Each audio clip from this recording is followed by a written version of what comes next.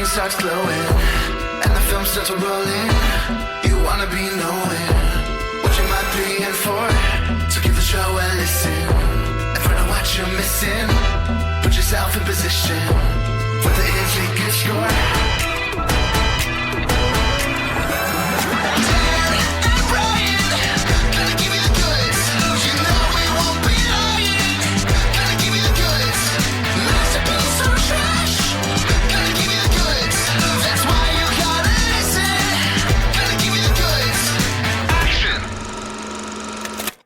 Hello, listeners. Welcome to the 182nd episode of The Goods, a film podcast. This is part of a stretch of September, recording at least, where we are having some old friends back on the pod in between our silly theme month, and, of course, spooky season. Last week we had on my brother Will, and this week we have on Gargus. That's right, Gargus is back. Yeah, hello. How's it going, Gargus? I'm pretty good. Yourself? You know what? Hanging in there. And we have Brian out there as well. Brian. Hi, everybody. Welcome. How's film school, Brian? Pretty good. I'll be hitting you all up for fundraising pretty soon. Clinking my cup. Those deep goods pockets. By the way, that's not true. We don't do any advertising on the goods. We have no revenue stream. That's all right, though. We're here for you, listeners. Not for the big paycheck. You don't have to worry about us selling out. Because we're here for you. And today, we are talking about a film, as we often do on the Goods of Film podcast. And this is sort of a punchline to Gargus's last appearance. So, Gargus, do you want to tell us a little bit about the last time we met and then how that led to this selection? Yeah. Well, I've made it no secret to this a few times I've been on, every single time I've been on, really, that I draw my selections for films to highlight from the films that were chosen for the website 366 weirdest movies ever made. So, I've been bringing on some strange stuff. I brought on Hedwig. I brought on the likes of Final Flesh and After Last Season. Last time I did Rosencrantz and Guildenstern I did. So I said, you know what? Next time I come on, I think I'm going to bring on something normal. This is the 2003 HBO film Normal, written and directed by Jane Anderson. Don't know anything about Jane Anderson prior to seeing this, but it seems as it was, according to Wikipedia, it was based off of a play that she wrote, that she made this. Do you know anything about the production of this film, Gargus? Not particularly. I could not find a whole lot online, although given that it is a made-for-TV HBO drama film from 2003, that's probably not terribly surprising. You don't really tend to get a lot of people writing up stuff about how we do this and how we do that for something that's basically a very mundane sort of production in terms of, how they did it and distributed it. Had you seen this one prior to this week? Yes, I actually had. This was one of the films that was part of my sociology and sex and gender identity class in my senior year of college. So it was one of those. I've revisited a few films that we did from that.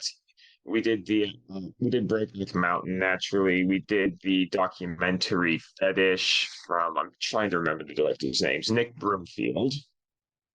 And my, perspective on each of those shifted some when I went back to them. So in addition to being a good father for a joke, I figured it'd be interesting to come back to it, especially since, as I'd mentioned before, with the podcast in the past, I do identify as genderqueer myself. So the materials may be a little closer to home than it was when I first watched it and hadn't really put as much thought into that aspect of my life.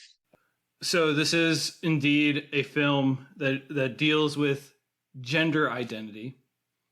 But 2003, I would say the last 21 years cultural conversation, discourse, vocabulary, acceptance around some of these issues has shifted. I would say largely improved, but I kind of want to pin that thought because I don't know if that's entirely true. Yeah. But it has certainly shifted a lot. I mean, it wasn't really groundbreaking in terms of, having a sympathetic or an attempted sympathetic portrayal of a trans character, Adventures of Priscilla, Queen of the Desert had already come out. Tu Wong Fu, Thanks for Everything, Julie Newmar was out. When did Hedwig come out? Hedwig was 2001, I believe. So a few years before this. You also had But I'm a Cheerleader and Boys Don't Cry, both in 1999. So not exactly groundbreaking, I guess. Yeah. Yeah. I suppose it would have been in terms of being a very mundane domestic drama that's more about a marriage in collapse than the actual issue of transition and gender itself. Because I do think that it's a very prominent thing in the film, but it's not exactly the core focus, if that makes sense. It's more an exacerbating factor on a larger story. So 2003, a couple years into the run of The Sopranos. So I think HBO's cachet, their audience had expanded. And so I wonder if, probably most of the movies were kind of more relegated for niche or art house audiences that had kind of depicted this earlier. I'm wondering if this was maybe, for some people, the first time they saw a trans character treated this sort of way in a film, if they saw it on HBO. I don't know. I'm just kind of spitballing here because it's kind of framed as almost like a intro to the concept, There's blocks of text that explain what it means to be trans in almost clinical terms. Yeah. Wikipedia does note that it was a selection at Sundance that year as well, so it was still playing to that crowd as well as the more general audience on HBO.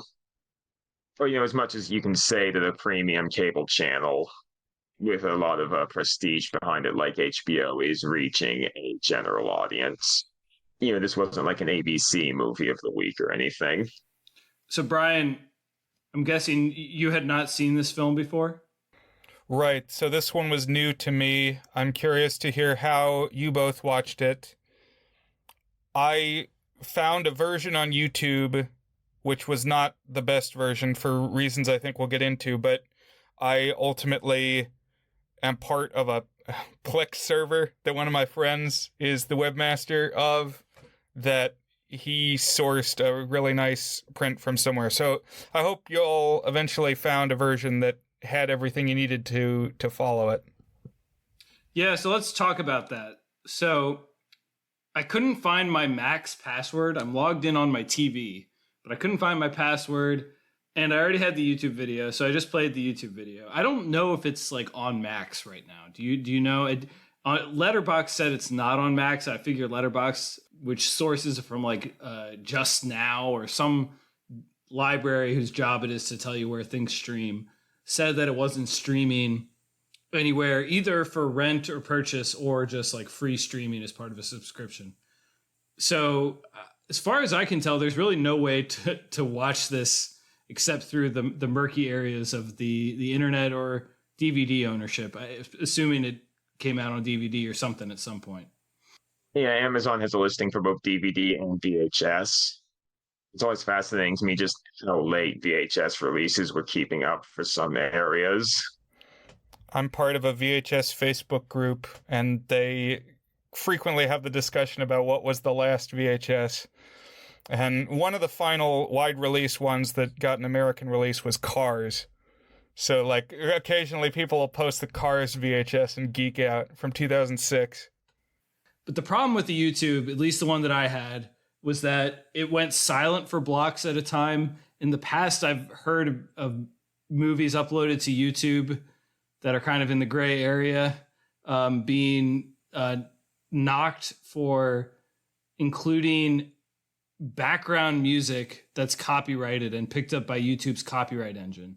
So sometimes you'll have like full-length movies that just silence out portions of a movie because the background music is detected as something that's copyrighted.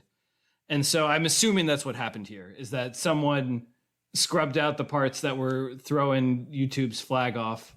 And so I could listen to like 90% of the movie normal, and then just parts of it would just be silent for 2 minutes at a time. Yeah, that was the issue with the one I found. And I was mostly content to just let it go because it seemed to just be over montages and whatnot, where it's like, I can live with this, but there were portions where there was dialogue concurrent with the licensed music, and that was blanked out as well. It's fairly old music in the movie. Like the portion where it's the biggest problem is a Patti Page song. It's like 40s and 50s standards, so that stuff's still under copyright for a few more decades. So evidently, someone's scrubbing for it. Yeah, it's probably just part of some like big database they have of stuff you can't use without permission. So I started by having like a second lower quality stream of it. And then I got tired of that because I had to scrub to it and it had to rebuffer every time. And so I did something different, which is I downloaded the YouTube rip and I found a SRT captions file and just played the captions file over it. And so like the 2 or 3 times where it was silent during dialogue, I could just read the dialogue along, which is like maybe not the full experience, but I was close enough that I felt like I pretty much got it. More tech-savvy solution than I did. I just had the YouTube version playing, and whenever the audio blanked out, I'd pop up the lower quality stream that I found in another tab and just let that play. The cutting is on that part made for a very disorienting experience. I can see that. I mean, any movie is going to be disrupted by that, but this one is kind of like a pretty still drama, like a maybe not still, but like it's not an especially kinetic movie, and I don't know. I could see it feeling especially disruptive with like, okay, now I got to pause, I got to go find the other thing, hit play on it. I guess that would be a problem with every movie. So, a 2003 movie, hard to see now, but there are some familiar faces here. So the 2 leads are Tom Wilkinson as Ruth. This is the transgender woman who is ostensibly the center of the story. I do want to talk about the framing of the characters and like what perspective the movie takes as we go. And then the other lead is Jessica Lange as Irma, who is Ruth's wife. And then Hayden Panettiere, Brian. Sister of Jansen. Yeah. R.I.P. Our boy. And I don't know if we've actually seen... Oh, yeah, we have, because she's in the Screams. Or at least a couple of the Screams. That's right. She showed up in, like, Scream, 4? I think 4 and 6. Did we talk about 6 on the pod? We haven't done 6. We did an update for 5. Maybe when 7 comes, we'll hit you with 6 and 7. Gotcha. Because they are going to make a 7, but there was... So Radio Silence was the team of directors that made 5 and 6. And then Melissa Barrera, I think her name is, was one of the leads of 5 and 6. And she got fired when she spoke in defense of Palestine. And then Jenna Ortega quit in response. It was officially for another reason, but everybody knows that it was basically as in solidarity with Melissa Barrera, according to the reporting. And then Radio Silence subsequently was either fired or left the project. And then they got someone new, but now... Is Radio Silence a person, or what is Radio Silence? Well, Radio Silence, first of all, is kind of stupid. But what Radio Silence is it's a collective, which basically the Directors Guild doesn't like crediting a collective of directors. So there's 2 people, I forget their names, that always get the credit. But they made a couple of movies. They had one that came out this year that starred Melissa Barrera that I liked. Okay. I think I gave it actually only a 4 on the website that I wrote a review for it, or maybe a 5. But about it's a kind of, you can't even really describe it without spoiling it, but it's like a heist story that ends up having a supernatural twist to it, kind of like From Dusk Till Dawn. But then they did Scream 5 and 6. Being a director collective who makes horror movies kind of makes sense when it's like low budget and you're doing everything yourself. But by the time you're like on a Scream movie, how can you really be like a collective that's like bootstrapping it anymore? I don't know. It seems a little silly to me. Oh, well, it kind of sounds like the Daniels. Yeah, I mean, it is kind of similar to that. Yeah, except there's like 4 of them, but only 2 of them get director credits for Radio Silence or something. I see. I only know Hayden Panettiere from her work in children's media. Or she did some stuff for Disney. She's in A Bug's Life and Dinosaur. That's right. She's Dot. She's Julia Louis-Dreyfus's little sister in Bug's Life. Oh, yeah, that's right. She's one of the people who was unfortunate enough to get snared into Alpha and Omega. I think her biggest parts, though, she was in Heroes, and then she had that show, Nashville. Oh, she was Nashville? Okay. She was the star of Nashville. I also saw her in the teen comedy I Love You, Beth Cooper, where she plays Beth Cooper. I watched that one, too. Dan said he didn't like it in his review, but it said it had Hayden Panettiere in it, so I watched it. I also almost killed her in Racing Stripes. Really? Is that the one where Frankie Muniz rides a zebra? Where Frankie Muniz is a zebra. Oh. Even better. Yeah. She's this girl who loves the zebra and wants to keep him as a pet. So the production was like, we don't need to do any special training to have you on the zebra. It's basically like a horse. And she got on the zebra and it threw her and dislocated her spine. Wow.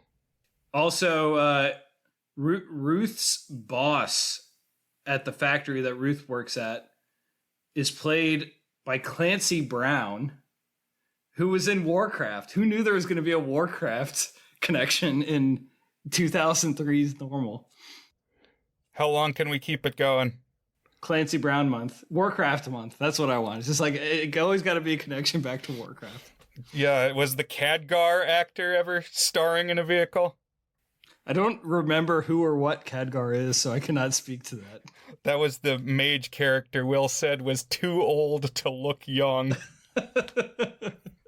The, like, wizard school dropout.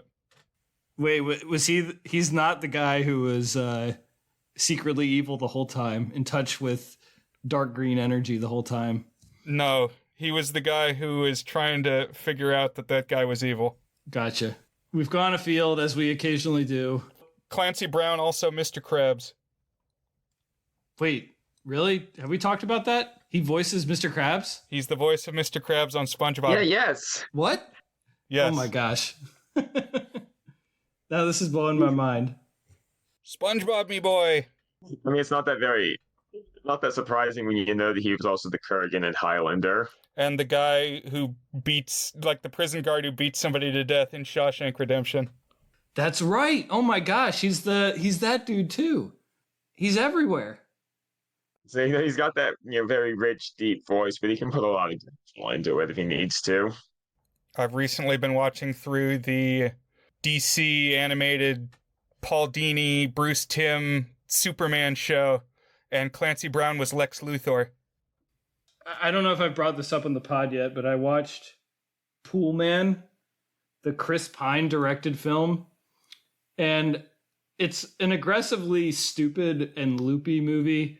I think I gave it like a very soft thumbs down when I wrote about it, but I have affection for it. And he is the villain in it.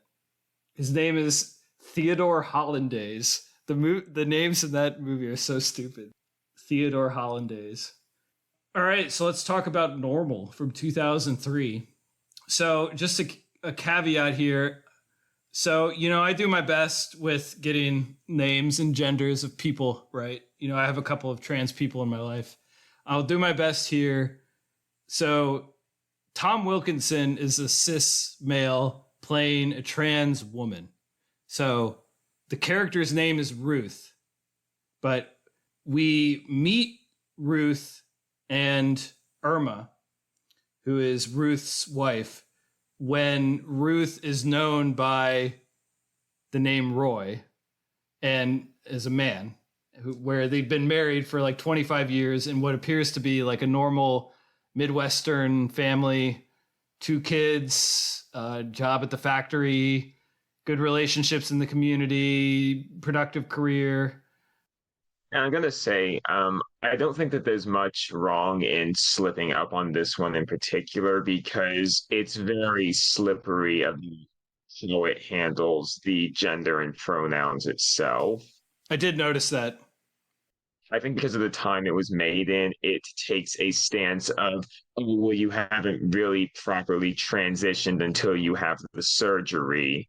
So even the character has a bit of a perspective of, until this is done, I'm still Roy and he, even though they're doing the soft social transition. So it's like I think they do still think that using like the preferred name and she her is the best practice. It's just a matter of the movie doesn't really make it entirely clear that that's what's best because it has this idea that transness isn't real until it's being localized and done with surgery. At least that's what I got from it. So the recap on Wikipedia uses she, her, and Ruth through the whole recap and description throughout the article. But if you go and look at the IMDb or TMDB synopsis, it uses the term man and he. I'd be interested to know when those edits to Wikipedia were made. If they were, if it's always been like that, or if just someone came along as part of, a clean of the pages of, films of trans people and sort of brought it into line with the editorial policy that's current on the site. Yeah, I don't know. But so we meet Ruth, known by everyone at that point as Roy, at a 25th anniversary party for Ruth's, again known as Roy's, marriage to Irma. And Ruth has a fainting spell, and as part of I guess like a marriage counseling session shortly afterwards, that seems at least partially in response to kind of this incident and the ongoing stress headaches. Ruth basically shares that she's been struggling with gender dysphoria her whole life, and she is in fact a woman born into a man's body, and that she wants to transition. Although she doesn't use the word transition. She says, have a sex change. So I know some of the accepted nomenclature on some of these things has changed. Like now we call it gender affirming surgery, not sex change surgery. Is that right? Yeah. Yes, that's correct. And I think that, even if there were early stirrings in that direction as far back as the early 2000s in terms of what would have actually reached, the understanding of the people making a movie like this, I think that sex change was about what they would know to call it. So I found this scene actually interesting. It's like presented very matter-of-factly, and I used the term clinically earlier.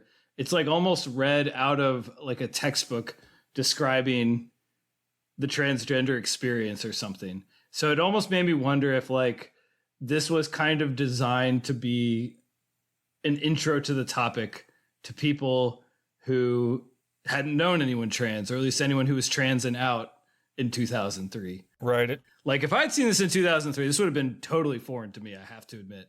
It's like an after-school special. Yeah. A lot of it is, and particularly this scene, I kind of found it that way. Yeah. I do enjoy the performance. Let me get the name here real quick. Randall Arney as the Reverend. He doesn't say such throughout the film, but I do find the way that he manages trying to, keep up this, very chipper and supportive personality while at the same time not really having any clue what's the right way to proceed, to be a pretty good performance out of him, especially for someone who's in a cast that has so many, relatively famous actors, and him being seemingly unknown on the whole. There's another Wikipedia page at least. And I don't believe I've seen him in anything else. And I thought this minister character, so is I guess one of the ministers at the church they go to, and is also serving as sort of like the counselor. To be very interesting and to be surprising, actually, because I feel like this is almost a way that definitely not every Christian church is going to be like this, but like a church that this is kind of shown to be is sort of like a born again Protestant type church. Like I mean, it's the Midwest, it's not the Deep South, so it's not exactly the same. But I feel like the way that the minister is just kind of like baffled by this revelation and doesn't really know what to do is not something that would happen in 2024. I felt like in 2024, this would have been met by either support or like more likely depending on the church, like anger or pushback or something like that. And that is sort of where the minister kind of ends up, is like on the pushback path. But it felt like naive, I guess, almost. Yeah, I mean, getting a bit ahead of ourselves, he is trying to help throughout the film. The way he's trying to help is, trying to find ways to, quote unquote, convince Ruth back to sanity.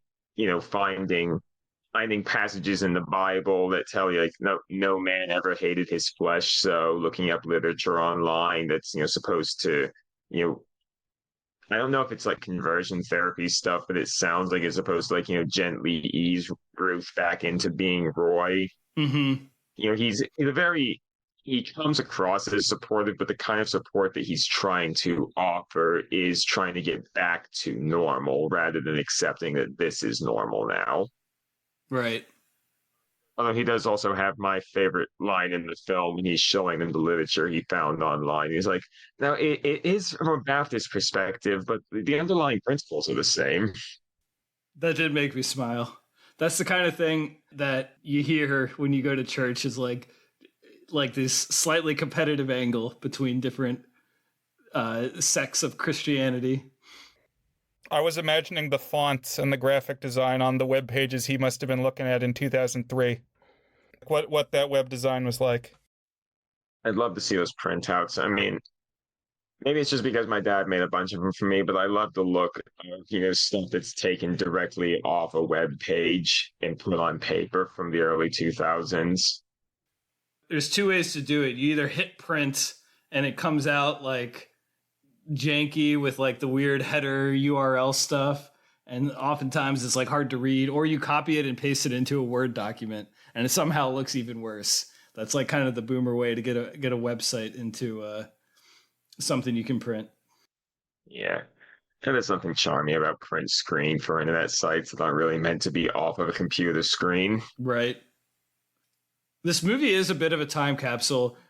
There was less fun period details than I would hope for.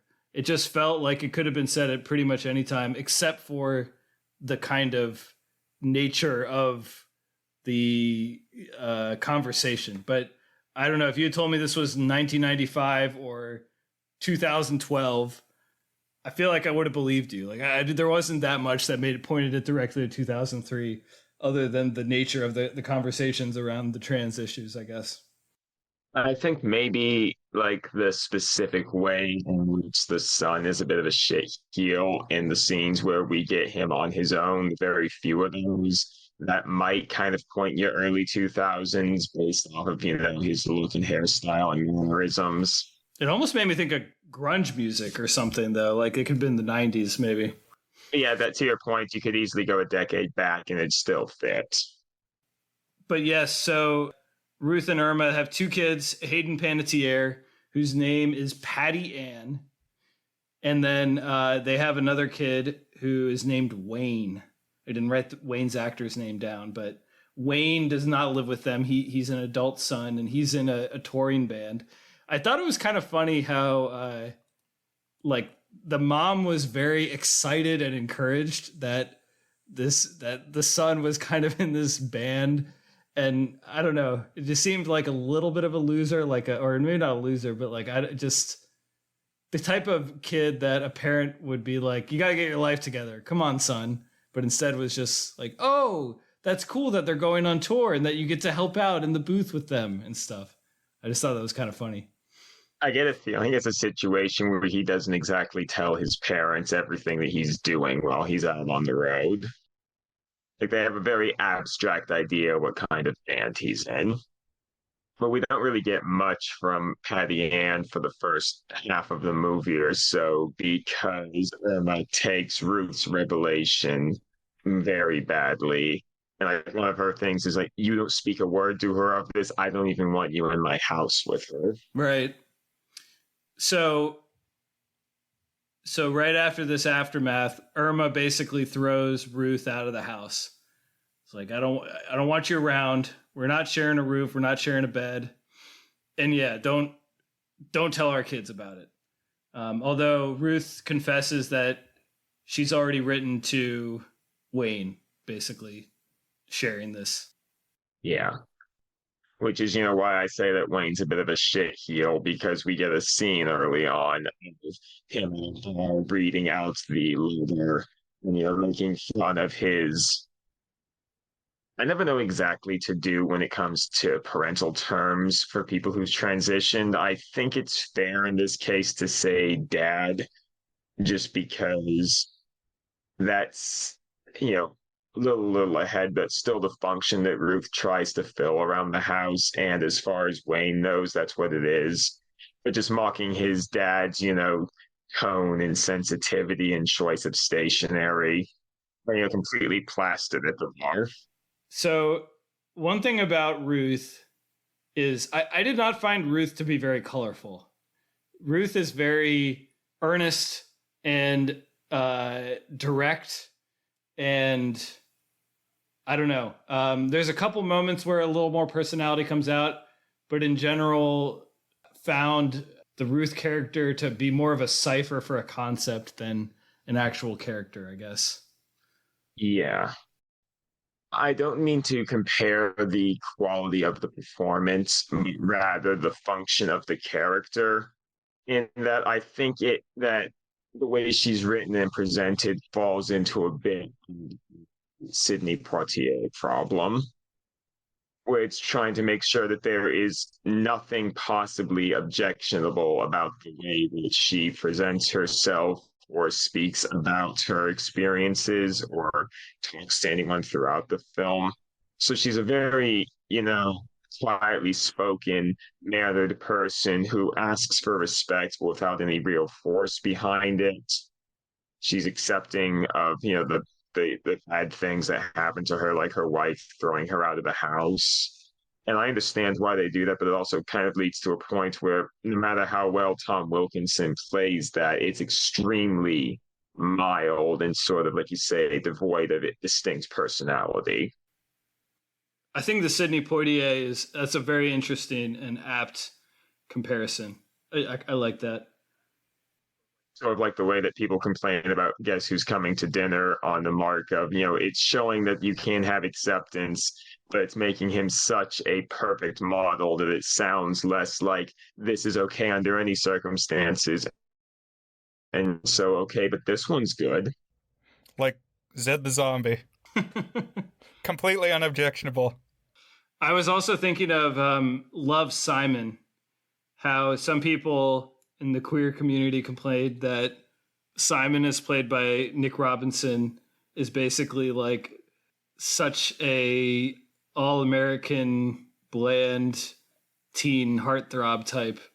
And they even have like a more interesting queer character in there who's kind of like a sideline character, if I recall. But yeah. Yeah, a thing extension of that is that, Poitier did manage to make his characters still interesting inside that very restrictive framework. While with Ruth, I think I'd go so far as to say it's not just like a void of personality, but like the film can't really conceive that this is something that an actual person would go through. Yes, I felt that too. I started out really liking Tom Wilkinson just because he's got kind of a very calming presence and like a very stoic and steadiness to him that kind of brought an interesting layer to it. But then it kind of didn't really evolve at all very much as the film went. There's a couple of moments, I guess, but it kind of ended up seeming maybe not flat. It's kind of hard to say how much to hold it against Tom Wilkinson rather than like you said, the way the character is directed and written. But it does feel like Wilkinson didn't really make any choices, I guess. It's just kind of playing very neutral in addition to the way that the character is written. And so, again, I don't know if that makes it bad or good because it's in line with the way the character is written, but I feel like there was space to make a little more to it. Yeah, I think the big thing is stoic, like you said. That's the note that is hit again and again by Wilkinson. I think it's a fair to say that Wilkinson does a good job with what's asked of him. It's just that what's asked of him is very, very limiting for an actor and as, for what's possible with the character. So Ruth is beginning her transition after being kicked out of the house by Irma. And the first things that Ruth does is the transition, even before we kind of learn any more about any sort of like medical stuff.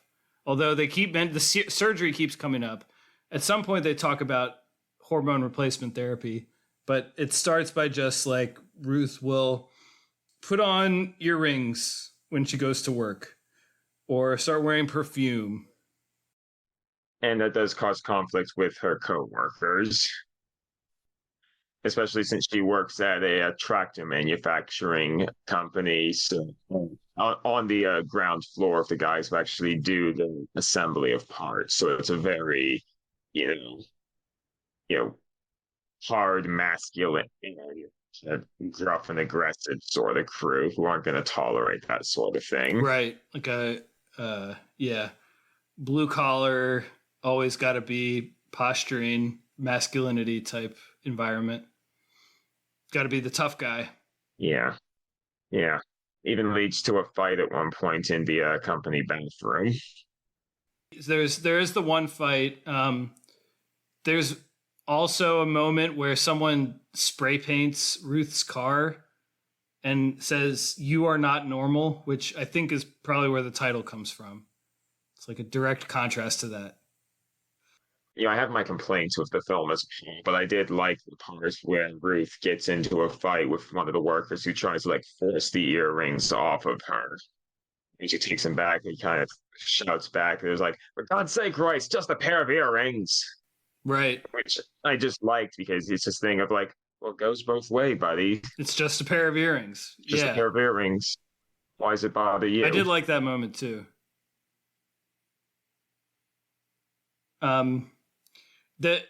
In general, there's a kind of a varied reaction to Ruth's transition. It's not quite as hostile as I would have initially expected. And I think this goes back to what Brian's saying is it's got a little bit of an after school special vibe where everybody's learning about what it means to be trans in this film. But there is some hostility. So the boss. So the boss is the Clancy Brown character. And he's kind of shrugging his way through it. He doesn't quite get it, but he's kind of trying to be an ally, although that will be undercut in a significant way that we will see. But he even gives Ruth a promotion so that Ruth can basically be in an office and not have to mess with the people on the floor who are giving Ruth a hard time. Which is it's one of those things that it's kind of a little silly because it's you could go and require your other employees to act with decency, or you could just avoid the problem by giving Ruth a promotion. So it's kind of misguided, but still nice. I took it as a bit of an unspoken thing of if she keeps going this way, then those guys are basically going to try and kill her. It starts out with just a small altercation in the bathroom, but if she keeps changing the way she looks and dresses and talks, then there's that sort of unspoken understanding that given the sort of guys she works with, they will probably try and do her direct harm if she's directly mingling with them on the floor day to day. Right. It's only going to get worse, basically. Yeah. Rather than we should try to fix this. About the undercutting. because we find out that her boss is going to give her the promotion in the scene where she's, telling that to Ruth's wife, and then they decide to kiss one another. Yeah, well, it's basically Irma who kisses Clancy Brown, whatever his name is. Frank is what I wrote down. Where Irma kisses Frank. And then at first he's like, I don't know about this. And then it will not be the end of that, as we will see. Right. Well, he clearly wants to go further with her because they're both having marital difficulties. They're both married to spouses that their relationships are strained with. Right. Right. And he brings that up. And so they kind of share this moment. And I think it's important that everybody in this movie is struggling with their gender identity. Like every single person. How do you perform your gender? So Hayden Panettiere is like a tomboy. Mm-hmm. And then, but even like they bring up the talking point that, and you see it on the calendar, that Ruth is taking hormones, but so is Jessica Lange, like menopause hormones treatments. And then Clancy is dealing with how does he be a man when like his wife, did she cheat on him? I don't know. Something has happened and she's like left him in the lurch. And so how does he assert his masculinity? And now he's, dealing with what he's dealing with in the workplace. So all of them are kind of grappling, every single person. And then once the son comes into the picture later on, all dealing with how do they live their gender role. Yeah, I admit I hadn't much considered that angle because there were other things that were distracting me, but I do think it's a good point that it's not just something unique to Ruth in the film. In fact, I think it's not just about, identity but performance as well, because a large part of why Irma seems to take it so badly is that she seems to think that because her marriage to Ruth was, from what we get in implications, seemingly on the rocks for a while before the movie started, hence the counseling they have at the start instead of, talking to a doctor about Ruth's collapse and headaches. It sort of seems to me that Irma sees herself as someone who provides order and structure to the house. And she has a very particular sort of order and structure she likes. So Ruth's transition to her represents the possibility that everything's going to be upended and she isn't going to have a say in how the household is ordered from now on.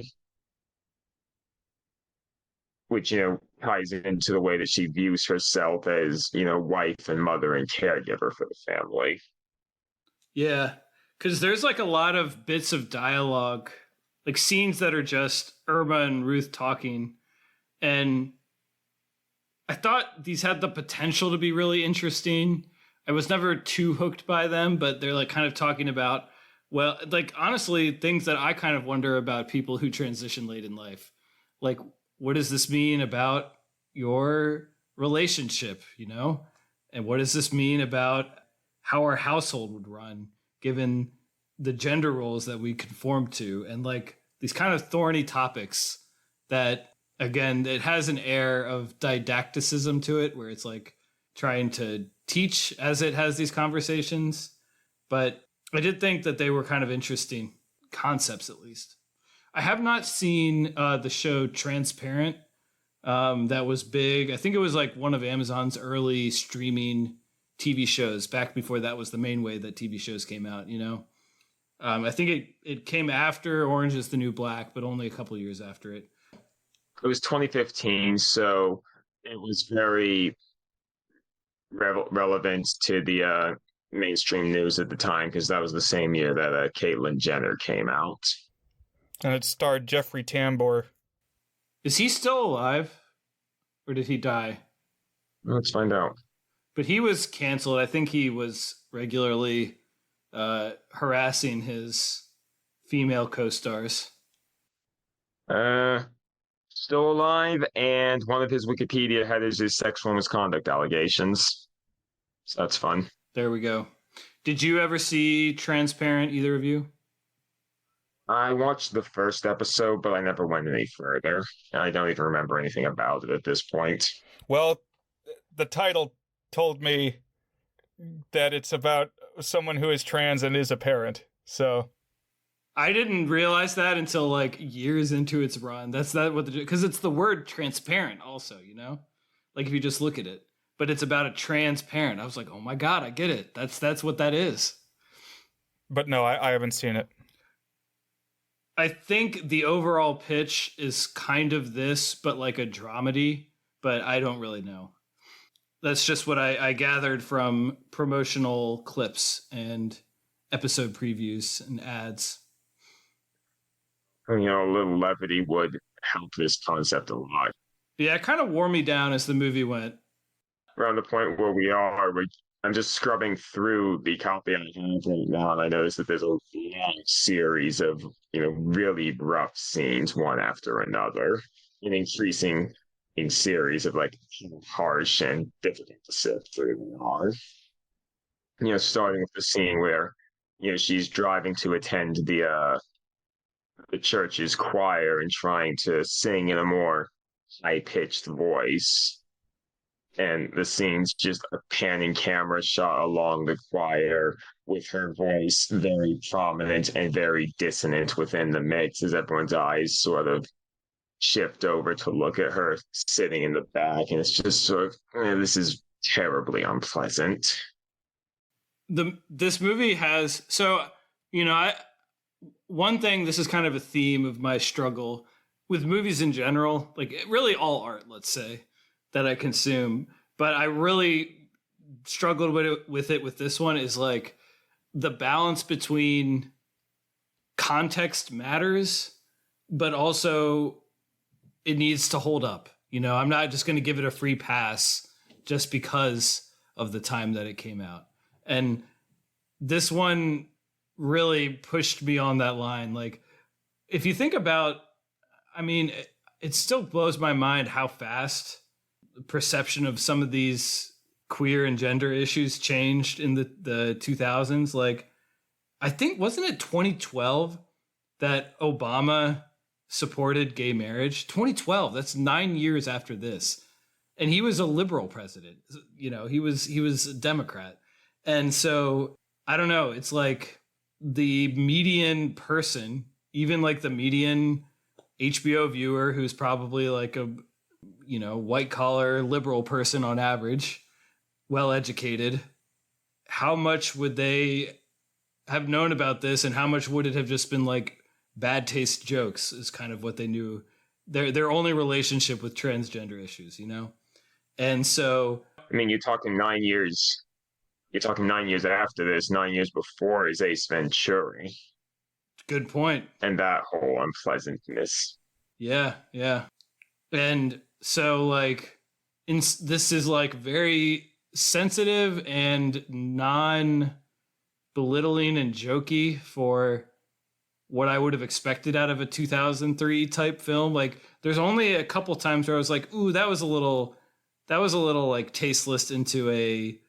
This is what a feminine man would do. The singing one was a little bit that. There's another one where he has trouble opening a jar after he starts doing hormone replacement therapy. I was like, really? But in general, it kind of avoids that stuff. And I think it tries really hard to avoid that kind of stuff. Like, that's part of its mission statement for this film. Yeah. And I would almost argue it tries too hard to avoid it. The other scene that we talked about where, they're, I think they're trying to serve divorce papers in the car or finalize their separation. And it's a whole extended thing. And they're trying to convince her, it's like, no, you are a man, kiss me, feel me, what it's supposed to be like again. But then afterwards, they attend Ruth's father's birthday party. And you get some sense that the way she was raised by her father is supposed to be contributive to the fact that she's experiencing gender dysphoria now, which I'm not too keen on that. That's kind of a messy trope. Yeah. Like, yeah, having a rough or unhappy childhood makes you more likely to become queer as like a result of that, you know? Yeah. I don't know if it's like, I don't know if it's definitely trying to do that because they do mention that she tried on her sister's dresses when she was younger, but they also play more into the fact that her father very harshly reprimanded her and linger on stuff like that rather than the idea that this is something that's always been there. Yeah, I think it's like splashing in that trope a little bit, but also kind of defying it. So it's kind of cutting both ways on that one, because you're right. It's like it is pointing out, well, it was always there. Ruth was always trying on dresses, even when the whole world saw her as a boy, you know, and her dad pushed back against that. So Yeah. But given some of the things that I'll get to eventually on this, it could also be like framed as, oh, this was just a phase, but her father being so, unnecessarily harsh and authoritarian made it so that this would happen later in life. mm-hmm. It's a difficult thing to read, especially since it is immediately overshadowed by the attempted suicide scene. Right. Yeah. I was like, oh my God, it really went there.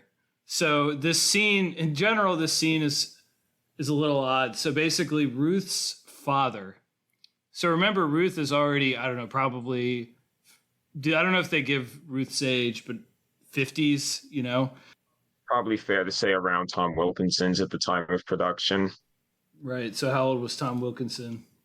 Born 1948. So that would have been 55 when the film released. And that sounds about right for Ruth. And so Ruth's dad would have been, probably 80s. And also is suffering from dementia. And Irma even says, well, we should go see your dad because we might not see him again. He's old and he's sick. Oh, and another important thing here is that Ruth has basically come out to her mom, but her mom is like, don't tell your dad this. Your dad is not going to be able to process this except in like a more negative way. Like, I forget exactly what the wording is, but it's like, this will mess him up or something like that. I don't know. And I mean, the first line of the movie, pretty much, at least very early line, the first line that this character says is like, and I punched him on his face on his wedding day. Talking about Roy. Once Roy. He's a rough and tumble type guy.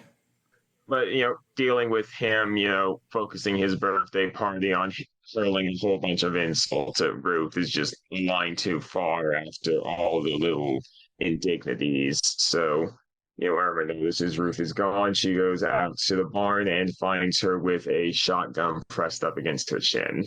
Right. So, like, Ruth is, I guess, on the verge of killing herself. And this, like, totally threw me for a loop because, to Brian's point, we'd seen Ruth as, like, stoic this whole time. Like, really not reacting, like, being very understanding of people's hesitancy and misunderstandings and negativity towards her transition, except now she has a gun at her throat, which, like, again, threw me for a loop, but I think there's some authenticity there.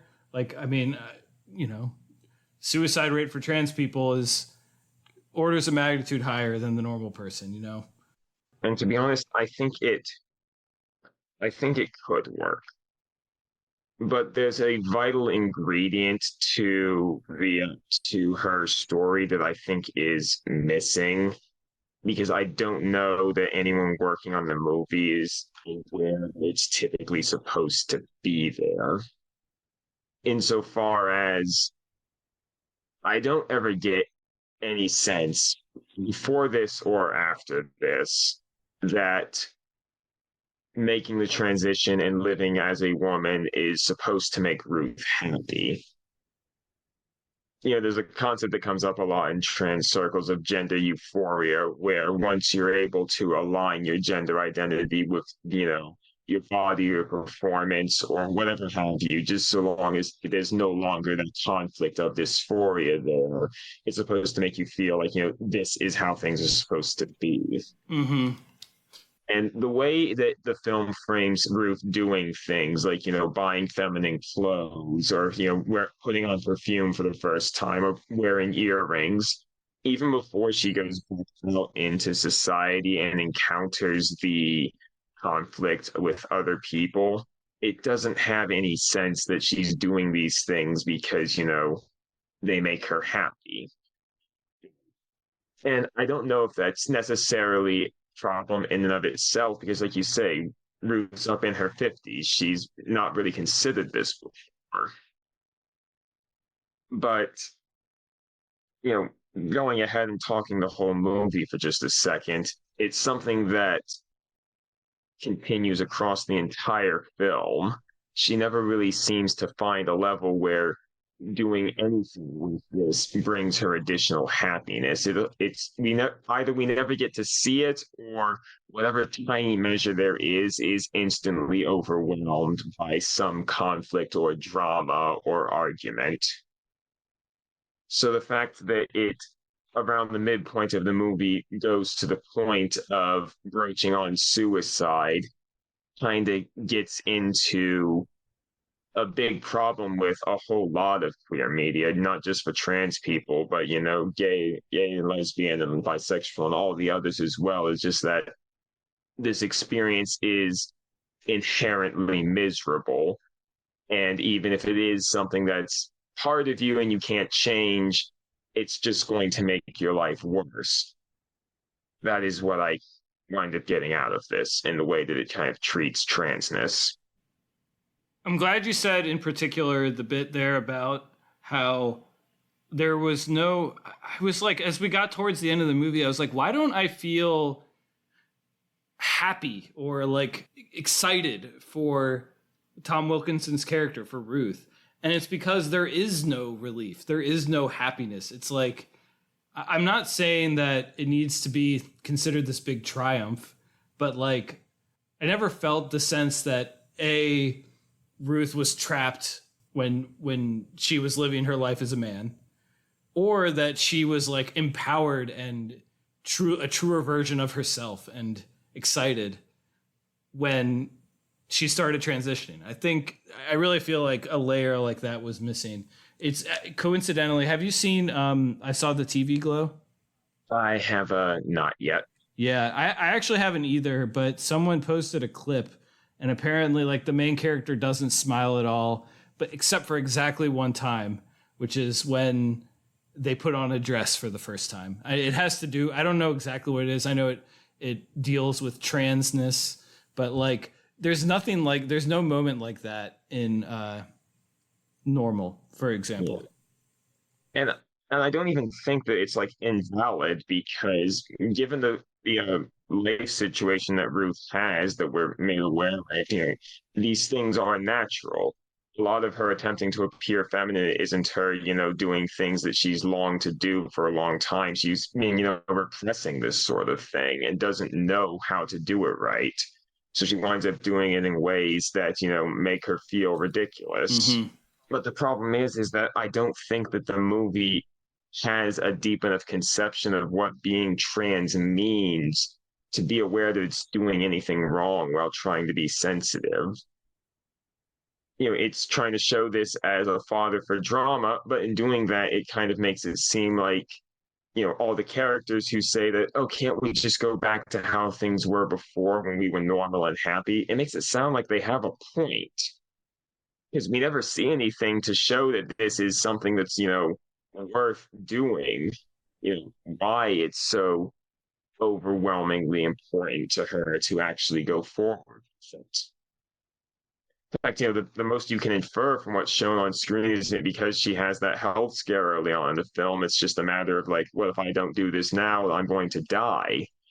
It just seems like I'm afraid I'm going to die, so I have to live as the true version of me, and living as the true version of me means being just inherently miserable and mired in conflict all the time.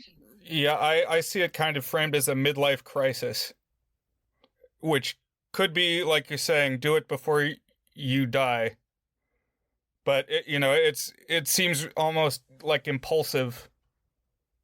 Oh, I just gotta buy that new sports car. I've been thinking about always wanting to own a Mustang, and now's the time to own a Mustang. It's like just a thing that Ruth decides to do, and that felt a little reductive. Yeah.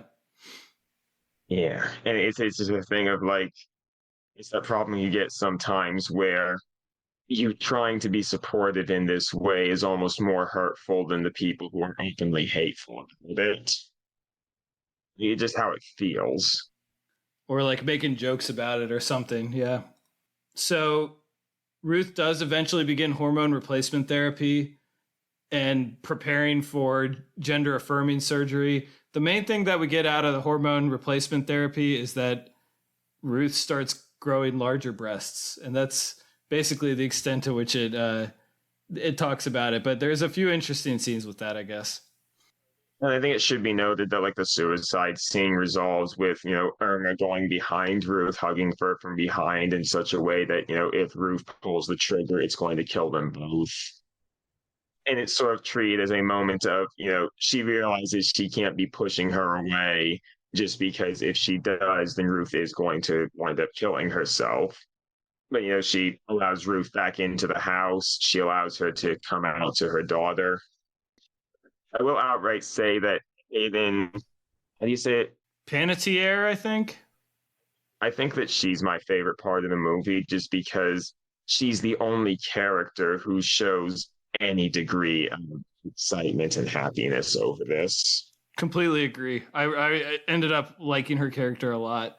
And also, like, I thought that to what Brian was saying earlier about like how all the characters are struggling with their gender identity in some way, I thought the one with Patty Ann was like the most interesting one because it was like a contrast of like, here's someone being Ruth who is experiencing like real and life damaging gender dysphoria. And here's someone who's just like vaguely curious and like exploring the notion of gender in very loose and socially acceptable ways, but like filtered from the lens of like the Jessica Lange character who is like now paranoid that, oh my gosh, is this something that's happening to the Hayden Panettiere character too, to her daughter.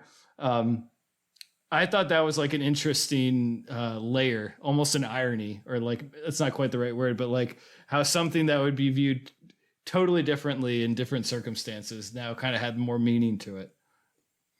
Yeah, I mean, it's a rough thing because it's an understandable character writing decision to have, Irma be worried that, oh, this is happening to my husband. Is it going to happen to my daughter too? Right. But it's the cumulative effect, I think, in that the movie takes every single opportunity to hit on ways this could cause drama. And as I say, it winds up in a situation where there's just nothing good about the situation. So it kind of depicts hormone replacement therapy as like making you real moody. You got all these hormones now, so now you're just moody like you're a teenager. I have to be honest, that's not really a side effect, is it, of hormone replacement therapy, or is it? I wasn't sure. Do you know, Gargus? I've been reticent to look into anything like that myself, so I am not entirely certain. I mean, you hear about steroid rage. I don't know.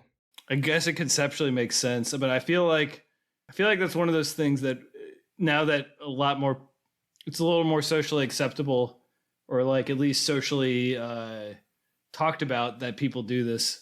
There's probably a lot more understanding on like how hormone replacement therapy kind of impacts your moods and personalities that probably wasn't available when Normal was made. I do think that even if it is accurate cinematically, it's a bit much because it's got a lot of, fast cutting between individual people in the kitchen arguing. It's using, slight Dutch angles. It's contrasting how harsh their voices are getting with a very mild 50s pop song. Yeah, and suddenly it was all in close-ups for that scene. It is visually not the most interesting movie in general. So there are kind of moments where it makes some small choices do shake you up a little bit because you're kind of not expecting it. Yeah. It's just for me, what it's actually doing with those small choices is a little bit not the best to my taste.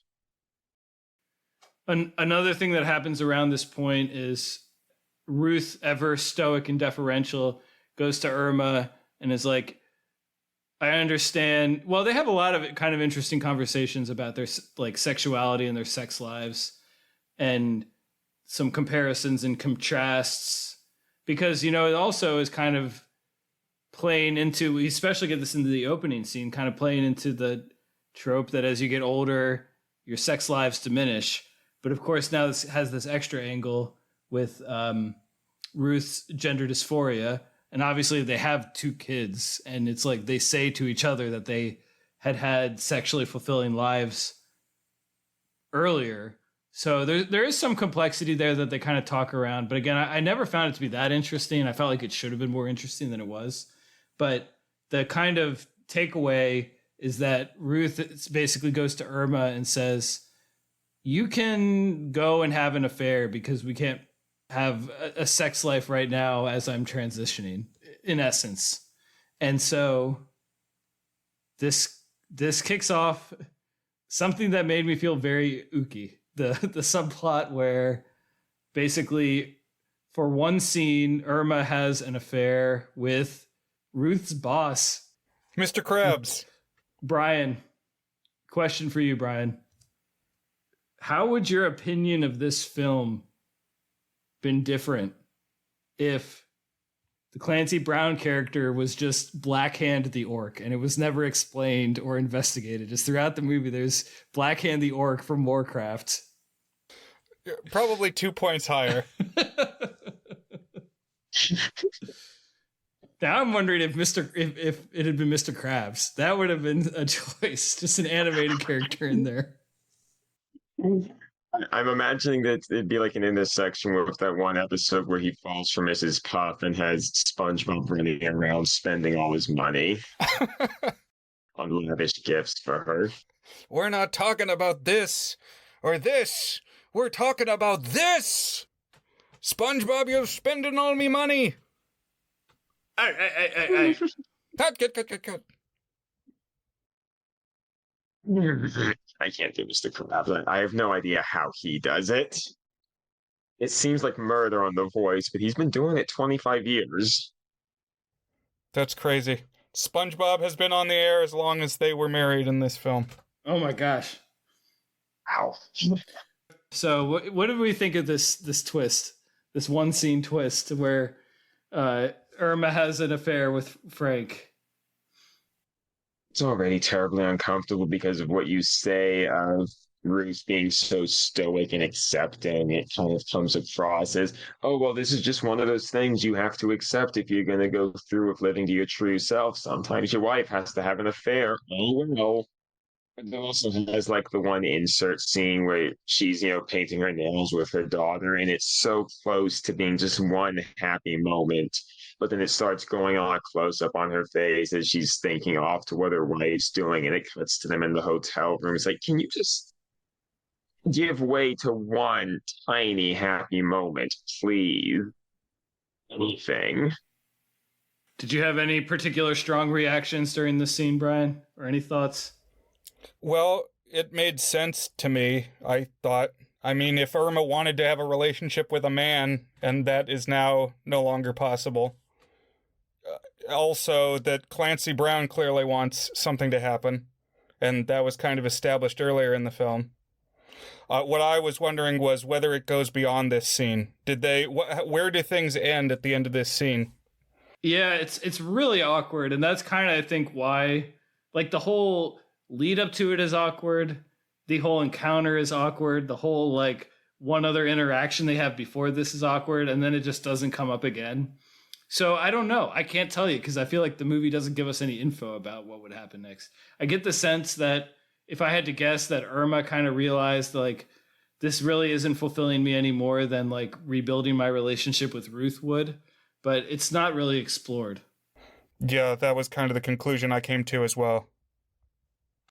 Yeah, I can't figure out which of the scenes in their bedroom it happens in, but it's the one where Irma is sitting there trying to, keep her patience with Ruth and just saying, I've given you every single tiny little possible thing that you could ask for across our 25 years of marriage. You have to accept the fact that I'm not going to act happy about what you're asking me to do, which I think is supposed to contrast against the fact that even if she's being so, cold and snippy about it in private, actually trying to cheat on her husband doesn't feel good to her because, after that one scene in the hotel room, it doesn't come up again. Which I do think it's a thing with the film in that, like, even if, the most obvious and striking thing about it is that it's an early 2000s drama film about a trans woman in transition and the way that affects her marriage. The film seems to care a lot more about Irma's perspective and how this is impacting her and her journey to be honest, I don't even know if I can say accepting it, just being able to give the appearance of acceptance. There is an element of acceptance, I would say, like I detected, like just in general with their relationship. It might be almost like resigned acceptance or something like that. It's like, well, this is the hand I got dealt, and I'm going to be strong and deal with it. Which is like, again, I think that's an overall. I completely agree with your assessment that like that's kind of the focus of the film, is like more about people's reaction to it who aren't Ruth than Ruth herself. And that might just be a limitation of the fact that I don't know much about Jane Anderson. I would guess from this that Jane Anderson is not trans. And if Jane Anderson had trans friends, it was like still new to her. I don't know for sure. That's just me guessing. The only previous experience I have with Jane Anderson's work is that she was the screenwriter for the 1994 Nick Cage vehicle, It Could Happen to You, where he plays like a cop whose marriage is on the rocks and runs up in a diner with a waitress, pays her in a lottery ticket. The lottery ticket pays off. They wind up having an affair. It's a whole thing. I wound up not liking the movie very much because, and I'm going off of what I wrote in my review here, it seemed to me that the wife character was written in such a way that she was not afforded a name in the script, but rather very likely constantly referred to as the bitch wife. Yikes. Like, it is such a mean-spirited and apathetic portrayal of her in such a way that, you're basically meant to want Nick Cage, and I can't even remember who the female lead in that movie is. I can try and look it up real quick if I can manage to get to the page of it before I wind up finishing this sentence. Bridget Fonda. Oh, Bridget Fonda. But I sense a bit of a similar thing here in that the movie really wants to be sympathetic to Ruth, but she's effectively positioned as the antagonist, I would say. It's like a dramaturgical problem. She's made a choice that Irma cannot understand, cannot get her head around, and is being asked to accept. So everything that's causing the household to slowly fall apart into strife and ruin is, from her. To such a point, it is so all-encompassing that it hit me that this movie doesn't really think of accepting a trans loved one in the sense of, learning more about them, finding new ways to love them and keep them incorporating your life. It seems to treat accepting transness like you're accepting a cancer diagnosis. It's this horrible thing that you cannot change and cannot be understood where it came from or why, and you just have to live with it and endure all the things it does to your relationship. Kind of dour. And because of that, I think it gets into the thing we said about how Wilkinson isn't really directed to make many choices because it's just not treated as something that requires acting choices. Being mild and objectionable and causing all these problems despite being so, bland and personalitylessness, it is the character, basically. But this all does, so it's been kind of like uncomfortable, like more negative type interactions.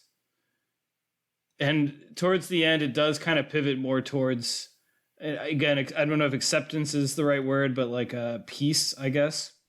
Yeah, it takes a very hard turn for them when the son comes to visit for Thanksgiving, Christmas, I forget which holiday. I think it's Thanksgiving. They're cutting a turkey. That's a big point. Mm-hmm. And when the son shows up, he's got a beard, which he didn't have before. So he too is putting on gender affectation. Oh, interesting.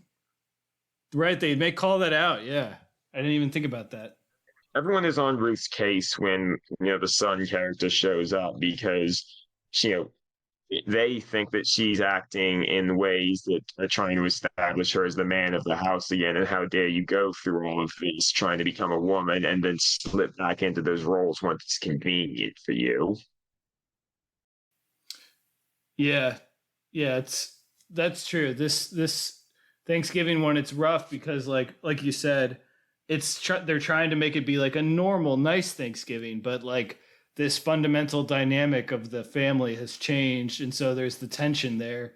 And it kind of blows up with this argument that turns into like a fist fight between Wayne and Ruth.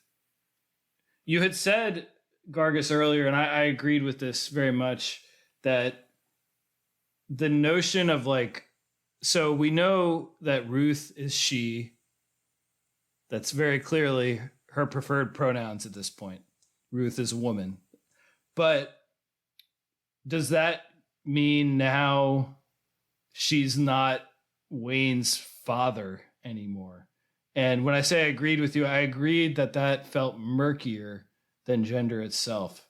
Because like father isn't, I know like maybe from a language perspective, it's just like your male parent, but like the societal or just the relationship role between a father and a son is like more than just gender. It's like an established relationship, but it is gender too. So it's like, it's kind of a weird, undefined thing that is being confronted in this scene. So. And they explicitly call it out. Ruth is trying to bond with her son by talking about, the football game that's on TV. She's offering to, help carve up the turkey, take him down into the basement, try and fix up some of the appliances that are going on, talking to him about, the trouble he's having with his truck. Mm-hmm. And, people just keep, once things boil over, they're hitting her on like, why are you trying to be the man of the house again when you've gone through all this trouble to make yourself a woman? And I think it's on things like that where it's really important to understand that even if they do intermingle, sex and gender are two different things. Sex is, basically what your body is. Gender is what you feel inside and what you perform. And even if one is trying to, make that transition both in sex and gender from man to woman, that doesn't preclude one from being able to, do more masculine things around the house. But because things are so, social understanding is so set in a binary, especially back when this came out, trying to still go within those more masculine encoded means of engagement while attempting to be more feminine on the whole creates that, clash and lack of understanding. But after they have this blow up, they do eventually come to a peace, sort of. It's a strange piece. Yeah, we kind of see it at the end of their confrontation, but then we also see it in like a flash forward when Wayne is kind of accepting of his new unusual family. Although I think before then, it's very important to bring up the scene that Ruth has with her father. because that's the penultimate part of the movie, and I think where it tries to sum up its ethos and the point it wants to impart, which, spoilers, not something I'm here for at all. So when, as a reminder, Ruth's father is dementia-ridden and cantankerous, and basically Ruth goes and essentially comes out to her father, I'm your daughter now.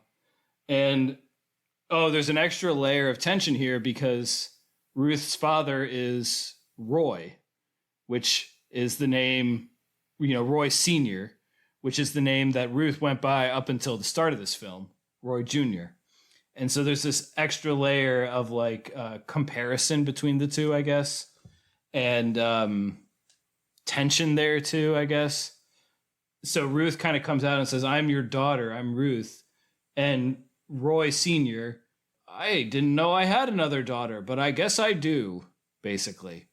And it's kind of framed awkwardly because it's like Roy Sr. does accept Ruth, but like doesn't really seem to know that he's doing it, I guess, or fully process it. And there's also an element of like, he is refusing to speak to his wife because he's also slipping back into a child's mindset. He still thinks his father's alive and is going to make him work in the fields and whoop his ass if he doesn't. And he hates that woman over there for constantly trying to make him eat his lima beans. Yeah, so there's a couple pieces to it, because the not acknowledging that the wife is the wife gives Ruth the chance to say two things: kind of bury the father in the past, kind of say, listen, you're done and your time is done and you need to stop being a bigot. But also, like, in saying nice things about how much the mother has sacrificed, kind of saying that Irma is also making sacrifices. It's like acknowledging the sacrifices of a long-suffering wife.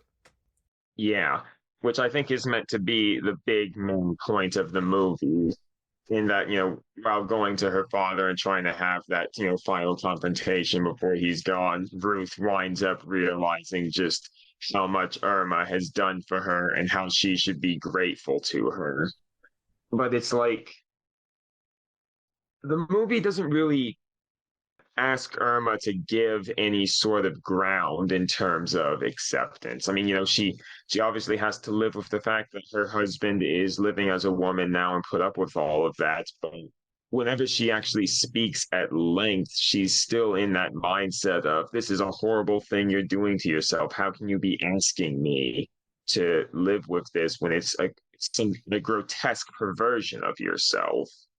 And it's like, even if in the scene afterwards, they're sleeping in the same bed again after having spent most of the movie in separate beds, that's a very mild and quiet thing compared to every single time this came up in active conversation, she showed that her acceptance only went so far as not actively trying to make a problem with it. Anytime she has a chance to say things, she still shows that she's, not accepting on the inside, that she's just, putting up with this because she said her vows and till death do us part doesn't have an out for your partner transitioning. So the fact that there's that scene where, Ruth's defending her mother against her father's, refusal to show her any gratitude, and has that silent realization of, oh, I should be showing my wife more gratitude for putting up with me. Drawing a very, very direct line between, taking care of someone when they're infirm and dying and living with someone because they've decided to transition. It gets at that thing of this isn't something that you do to be happy or complete. This is something you do because it just happens to you and everyone around you has to deal with it no matter how horrible. And this last scene also is an eyebrow raiser. So they're lying in bed, and we learn, I forget exactly how we learned, but basically Ruth has gender affirming surgery coming up. Oh, I remember how we learn. It's because we hear Hayden Panettiere give like an animated explanation of what the surgery is going to be to her high school friends or middle school friends. Yeah, it's like a slumber party. She's using fruit in plastic baggies to show how a vaginoplasty is done, which was the scene from the movie that stood out. It stood out to me in memory just because the way she plays it is something that she's excited to know about and teach to her friends, and it's treated as something that's normal for a girl in her age to be talking about to people around her if it's happening to someone in her life. It's like just the tiniest sparkle of someone being happy this is happening. Right, happy for Ruth.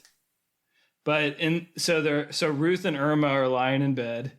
They have made up, and the surgery's coming, and Irma's basically like, let me get one last look at your body, and like basically pulls up the sheets and looks down at his penis. Sorry, not his penis, her penis. Pulls the sheet up and looks down at her penis, about to be removed, as like a bit of nostalgia, I guess. And then they kind of embrace warmly, and Ruth smiles at it. And I didn't know what to expect. I can't say nostalgia for the penis was how I thought this movie was going to go out, but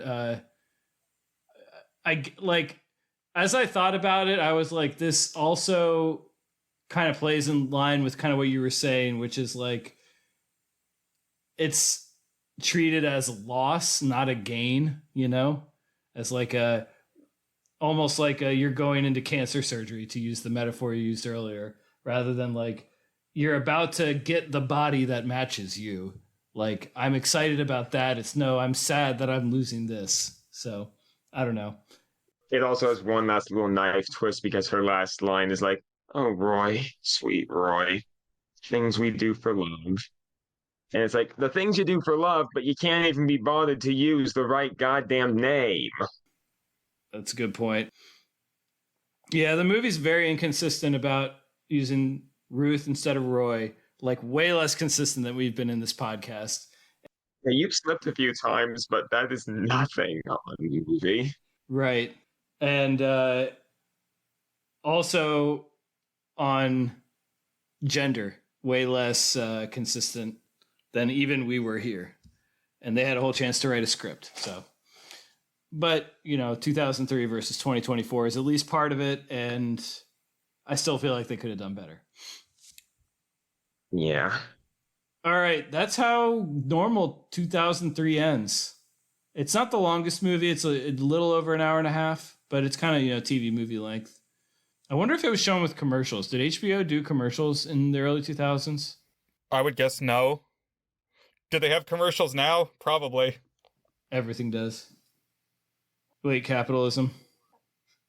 I think they were one of the last cable holdouts of, you pay for us, that means you don't get advertising. Mm-hmm. So we've talked kind of about what we liked and what we didn't like as we kind of went along.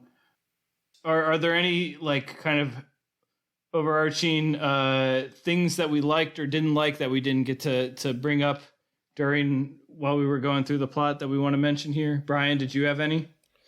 I thought the editing was quite good. There's a lot of kind of ironic smash cuts. Like, anytime it'll come back to the factory, like there'll be some new development and then smash cut to the factory. And, the backwards attitudes there. But as like represented through tractor parts on, going along on chains from the ceiling. So like really actually some interesting cinematography and set design as well, art dressing. Also, the choices of the music I thought were always interesting. Like you said, it's this kind of vintage, almost like Mr. Sandman era 50s pop. So it's got that nostalgia, traditional vibe. And one of the songs that was prominent was Buckles and Bows, about like frilly women's clothing, but still very in that 50s style. So kind of embodying the clash that's happening in this, very clear that they chose this setting for a reason, where it's kind of this prim Midwestern town, kind of like an oasis in time that now this very modern situation has come to.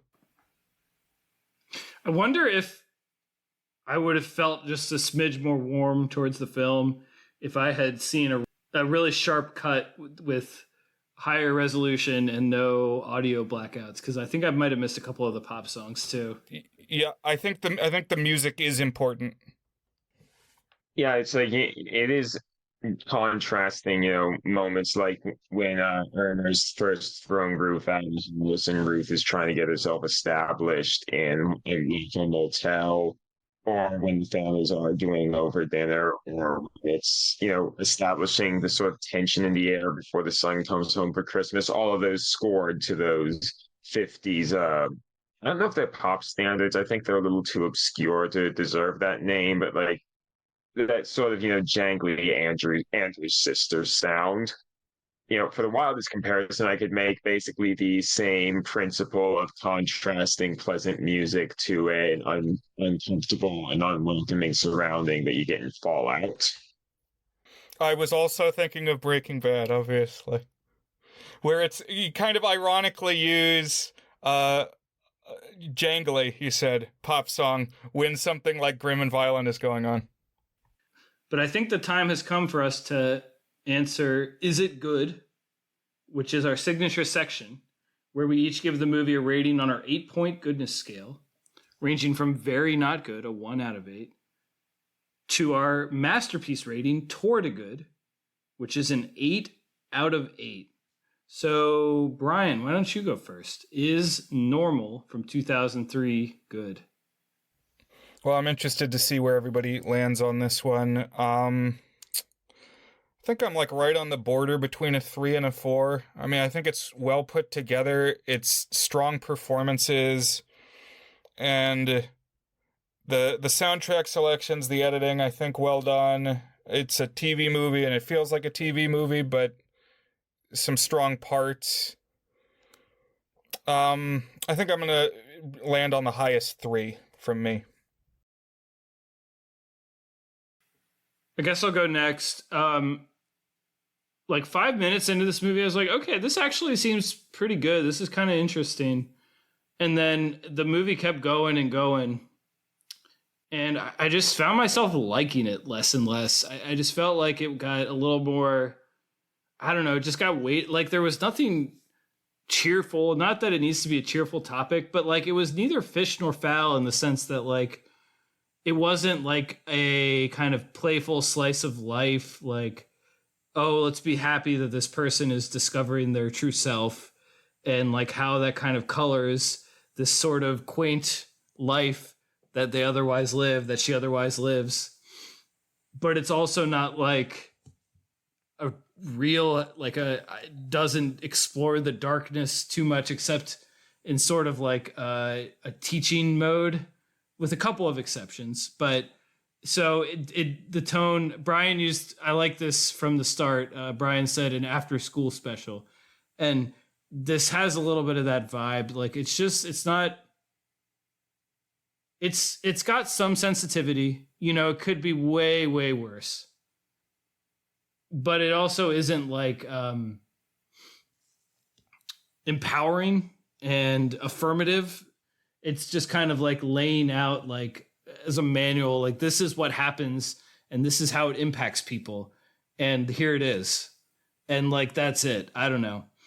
And there's some stuff to it. It's not badly made, and it's not even that badly written overall. Like it has the basic shape of a story, or at least like each of the characters has some distinct things to them that happen and kind of fit into the overall arc. Like it's not bad from that perspective, but I just felt kind of flat, and I could see why this would be like very off-putting in 2024 if you are like very in touch with and very sensitive to trans representation.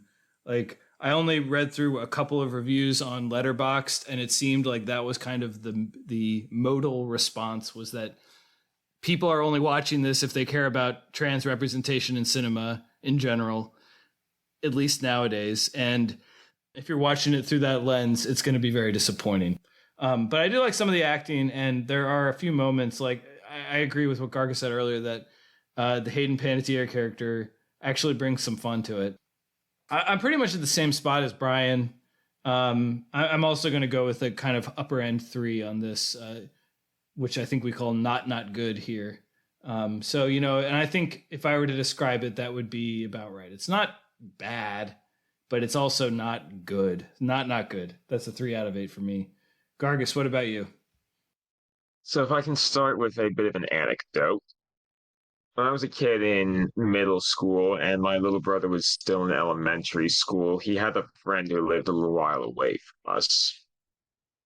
And they had I'm just going to use father for the sake of convenience, who, before they'd even moved here, she'd started the process of transitioning over. And a little while into their time living here,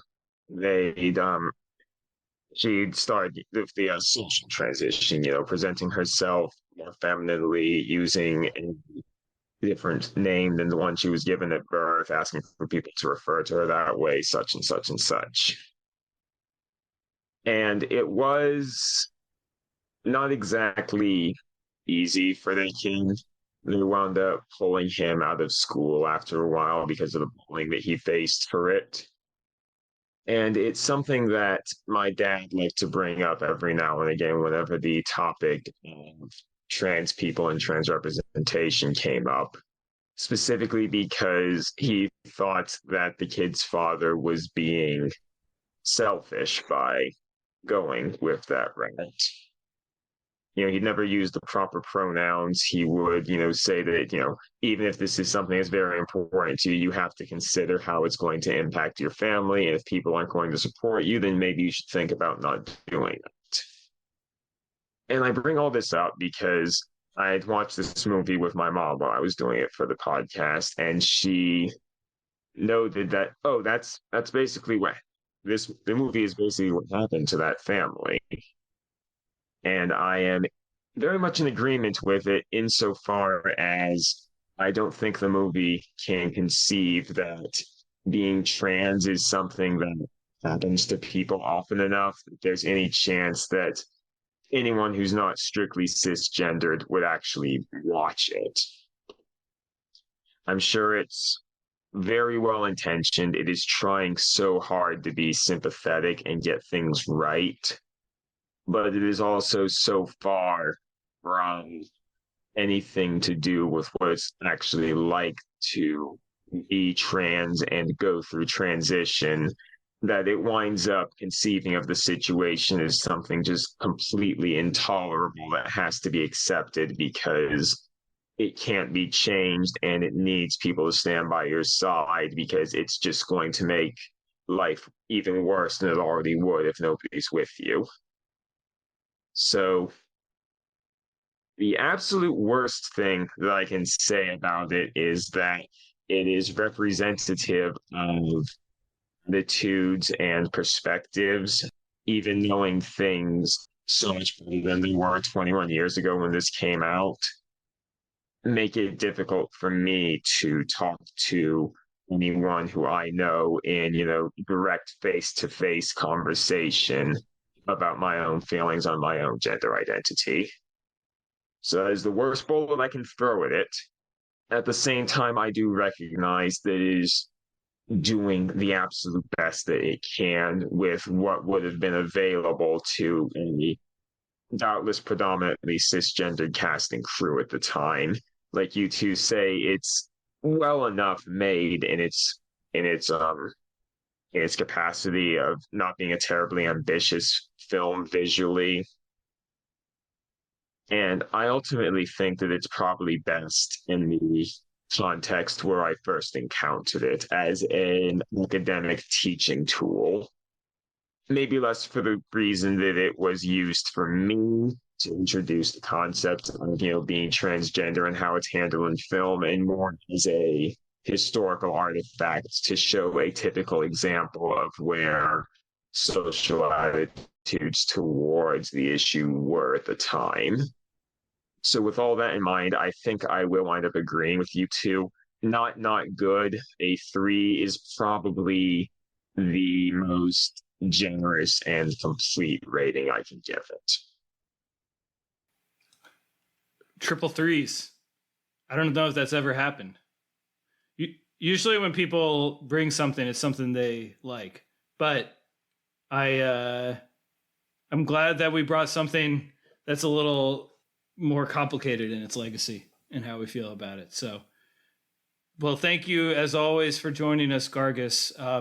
The one last thing I wanted to throw out there is, coincidentally, my favorite album of the decade so far is called The Normal Album by Will Wood. I sent this Gargus and Brian's way just yesterday, so I doubt they had a chance to listen to the album, but it kind of deals with the concept of being not normal in like a suburban setting through various lenses, and by this singer-songwriter named Will Wood.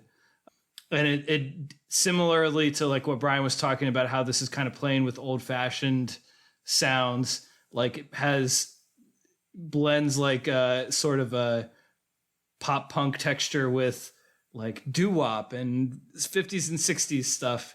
And there's a song called I Me Myself that deals with gender, but it's like kind of a flip from the normal, because Will Wood came out as, I don't know exactly what it is, but it's not like a woman inside but am living as a man, but like I have been publicly queer and am struggling with people over prescribing that to my personality when I just want to be me. So it's kind of comes at it from a reverse angle from what you typically see, but it's just a very interesting and well-written and very catchy album. So, and I doubt that Will Wood was directly inspired by this album, or excuse me, by this movie Normal from 2003. But part of me likes to think maybe Will Wood saw it and said, you know what, I'm going to use normal in my title as part of it here in 2020, 17 years later. Probably just playing off the use of the word normal and how nobody's really that normal.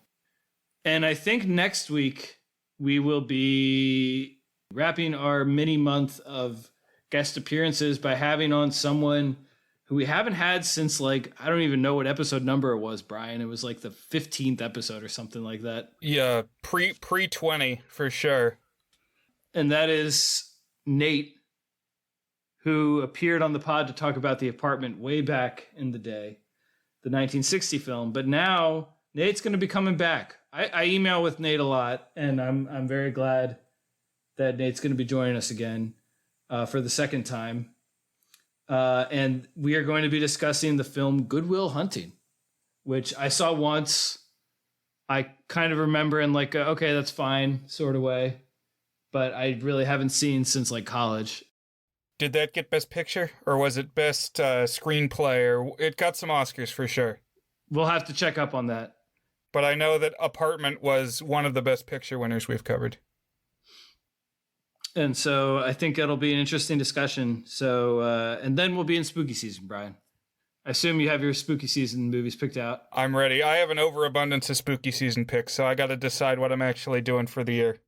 It may bleed into November, as it's done sometimes in the past. We can be spooky here on The Good. We're always spooky here on The Goods. That's one of the things we are. We're a lot of things. We're not normal, but we are spooky. And I guess we'll be good next week. The Good Will Hunting. The Goods Will Hunting. Oh man, I got to workshop some stuff on that before next week. But thank you again, Gargus. Always a pleasure to have you. You always push us a little out of our comfort zone. At least you did for me here. And you always bring us something different. Sometimes it's something strange and sometimes it's something normal. So thank you for that, Gargus. And if you guys can have me back on, say, April or so, I can guarantee you something that's way outside your usual wheelhouse. Well, we'll have to see about that. So all the best to you, Gargus. And Brian, I'll talk to you next week with Nate. Yeah, good talking to you both. And you listeners, tune in again.